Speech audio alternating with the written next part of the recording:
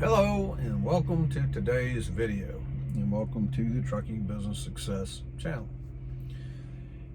At a customer, so I'm waiting for the little green light so we can roll out of here. But while I'm doing that, I'm going to go ahead and make a video about driver screening and in-processing procedures.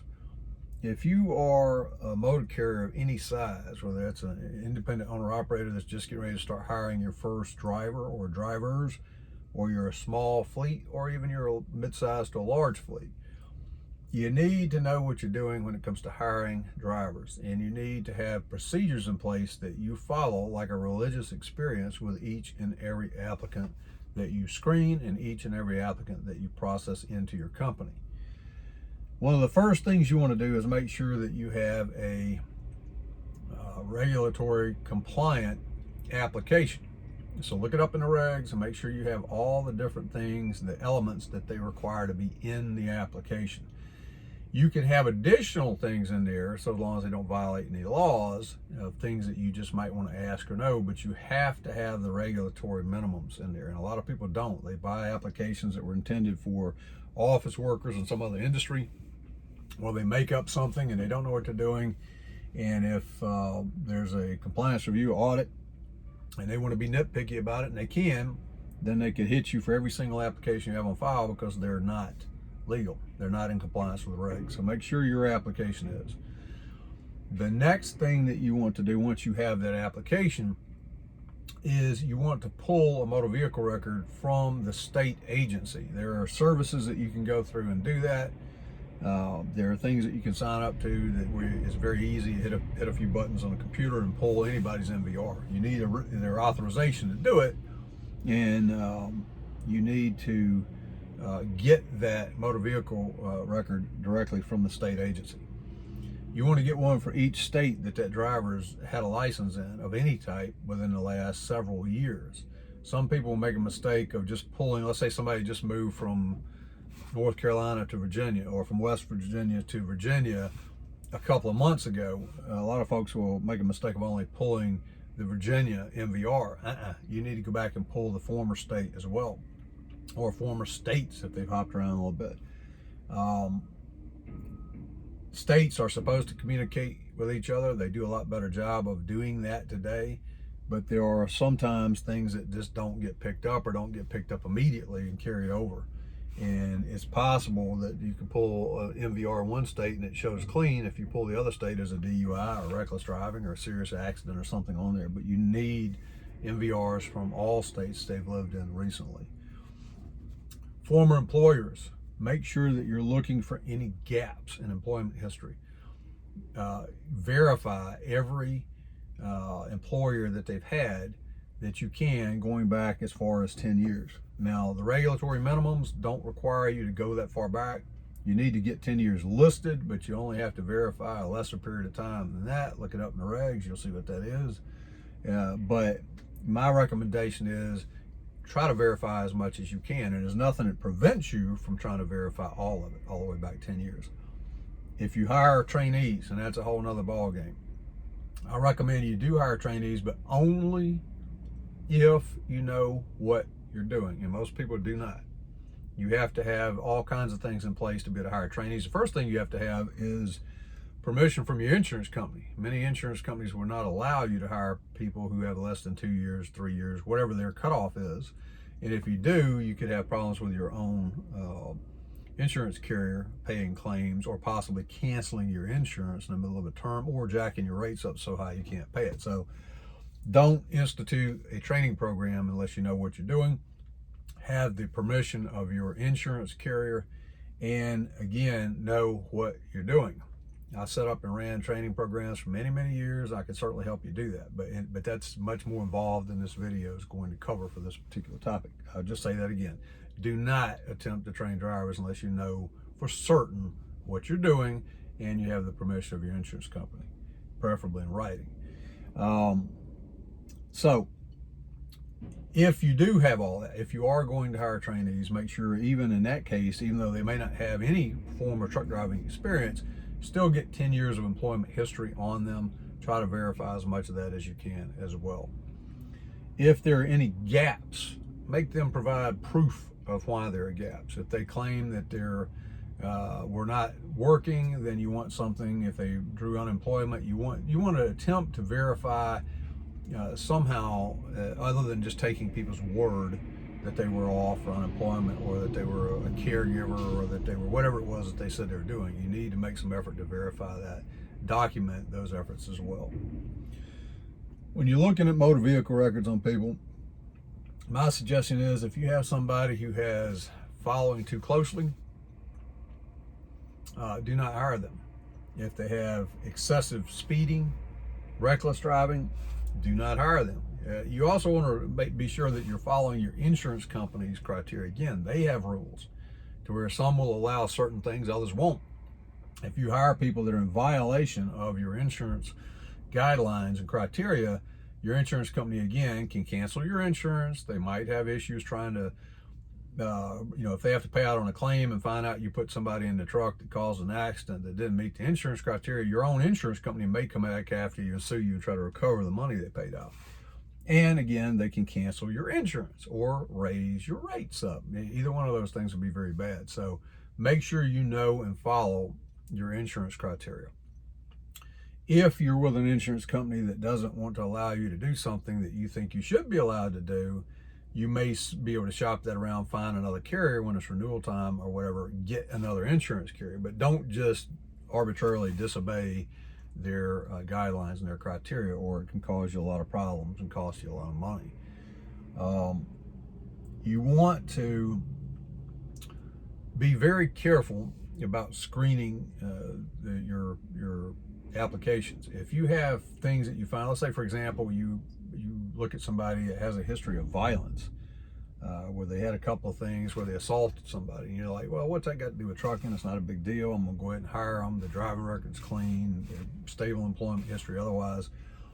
If they go into a customer that you send them to and they attack somebody and that comes out, you're gonna have all kinds of additional headaches and liability exposure, because they have a pattern of that kind of behavior.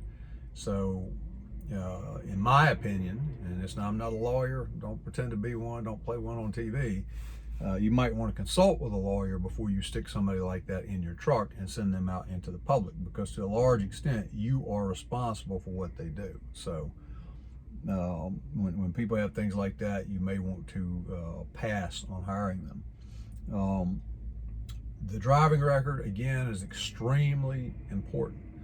Doesn't matter what vehicle it's in. If it's a personal car, a motorcycle, whatever, it shows the mindset. And those things are predictors of future behavior. If somebody has a tendency to speed, they're gonna do that in a commercial vehicle almost certainly at some point in time. If they have a tendency to follow too closely, eventually they're going to be involved in an accident. Almost certainly, and that's a bad risk. So you want to be very careful about actually looking at these things. And if you are going to hire somebody, for whatever reason, if you're going to hire somebody that's got some blemishes on there, you might want to consider putting them on internal probation, giving them additional training, giving them additional guidance, and also if they have any kind of a violation whatsoever of any safety or risk management protocols or driving, citation of any type, immediately terminating their employment. My advice is don't put them in the truck to start with. If you're gonna do that, you need to at least cover yourself by taking those other preventative measures, training, counseling, documentation of that, written probation, and if there are any future issues, immediately termination of employment.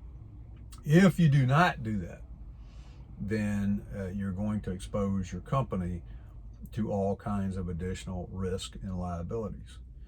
All right, so those are some of the things. That's not all. It's just some of the things you need to take into account when hiring people. You also want to take into account, obviously, age. Minimum age that's required by regulations is one thing, but you also have age limits required by your insurance company in some cases. When you bring people in, do it in an organized manner. In other words, don't just have them show up, hand them some keys to a truck, and have them go out and hop in the truck and start delivering freight. Put everybody you hire through a formal orientation. Again, whether you're a solo operator at this point in time, independent owner operator, hiring your first driver, you need to sit down across from your desk or a conference room and go over your policies and procedures. Go over hours of service, training. You need to go over some basic safe driving practices. You need to document that you've done all these things. You need to make sure all the forms and documentation that's required to build their qualification file are completed systematically, and that you put the file together and QA it. You quality check it to make sure everything's in there that's supposed to be before they get the keys to a truck. And by the way, you need to make absolutely certain that anyone that's going to drive your equipment gets a pre-employment DOT drug test, and that you have a negative test result on file before you dispatch them on the first trip. I wouldn't even do a road test on somebody until I get drug test results back. And once you've got drug test results back, do a road test. And that's another thing too. I don't care if somebody's got 5 minutes of driving experience or if they've got 40 years of driving experience. Road test everybody that is new to your company. And it needs to be about 20 miles or so, maybe a little bit further than that, but at least 20 miles. There need to be some left turns, some right turns, some acceleration, some deceleration, just typical things. A little bit on the highway, a little bit in the city. Doesn't have to be an all-day thing, shouldn't be an all-day thing, but it shouldn't be just, right around a block either. It needs to be, 20 some odd miles or so. And you need to evaluate them using a formal road test form and then a road test certificate, provided they satisfactorily pass that road test. And if there are issues during that road test, don't overlook that. If they're having problems on the road test, running up over sidewalks or something, and they're supposed to have experience, they're going to have problems on the road. So you're either going to want to give them some additional training. I'm not talking about a trainee, I'm talking about an experienced driver that might need a little bit additional close maneuvering or some other guidance, and then test them again, or do not hire them if they have issues with that. I've done thousands and thousands and thousands of road tests over a lot of years, with all kinds of people, all different experience levels. The vast majority of people can pass a road test, but there are some that don't if you're doing adequate testing. So you want to be very careful about that. And the people that don't pass your road test, don't just send them out and dispatch them anyway. Either get them some additional training or decide not to hire them, one of the two things. So again, have standard procedures and processes in place to onboard your people. Keep in mind also, when you're onboarding somebody and you're doing orientation, that is their first impression of your company, of your whole organization. How you treat them, how they are handled throughout the day is going to form an impression in their mind that's going to last. And it's going to affect whether they stay with you or not. It's going to affect whether they want to refer other people to you or not. So, don't just leave people sitting, and also keep people informed. Let them know what to expect before orientation. Tell them in advance, here's what's going to happen. And then when you get there, remind them or hand them a little, it'd be a little handwritten schedule. Say, this is subject to change, but this is generally what we're planning on accomplishing today.